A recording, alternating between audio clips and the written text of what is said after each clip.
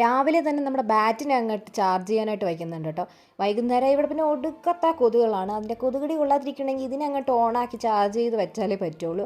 Mulberry പോയി നോക്കിയപ്പോഴും നിറച്ച് pinch പിടിച്ച് കിടപ്പുണ്ട്. പക്ഷെ ഒരെണ്ണം പോലും കഴിക്കാൻ പാകമായിട്ടില്ല. ഇനി ഇത് മൊത്തം ഞാൻ പോകുമ്പോഴായിരിക്കും പാകമായിട്ട് വരുന്നത്.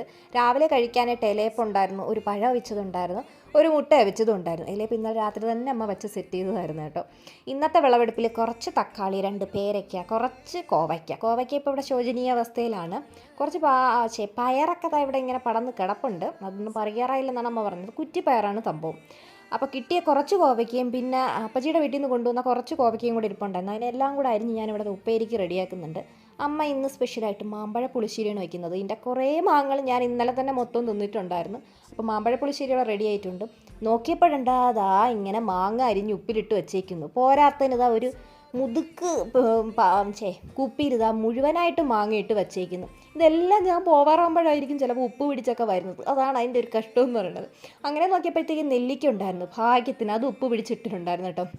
അതിൻ്റെ വെള്ളം കുടിച്ചപ്പോൾ തന്നെ എന്താ ടേസ്റ്റ് ഒന്നും. ഇതിൻ്റെ ഒരു കുപ്പി ഇതേപോലെ ഉണ്ടായിരുന്നു, അത് തീർന്നിട്ടുണ്ടായിരുന്നു. അപ്പോൾ അതിൻ്റെ കൂട്ടത്തിൽ ഇട്ട് വെച്ചതാണിത്. നല്ല രീതിയിൽ ഉപ്പും കാന്താരി മുളകും എല്ലാം ഒക്കെ പിടിച്ചു. നല്ല അടിപൊളി ടേസ്റ്റാണ് കേട്ടോ. വായിലിപ്പോഴും വെള്ളം വരുന്നുണ്ട്. പിന്നെ ഉച്ച കഴിഞ്ഞപ്പോഴത്തേക്കും നല്ല കൂവക്കിഴങ്ങ് ഇട്ടിട്ടുണ്ടായിരുന്നു. എനിക്കിത് ഭയങ്കര ഇഷ്ടമാണ്. അപ്പോൾ പെട്ടെന്ന് അതിനെ കഴുകി കുക്കറിലിട്ട് അടിച്ച് സൂപ്പറാക്കി എടുത്തിട്ടുണ്ടായിരുന്നു. അപ്പോൾ അതും തിന്നിട്ടുണ്ടായിരുന്നു. അപ്പോൾ ഇന്നത്തെ പരിപാടികളൊക്കെ ഇത്രയേ ഉള്ളായിരുന്നു. അപ്പോൾ പിന്നെ കാണാം.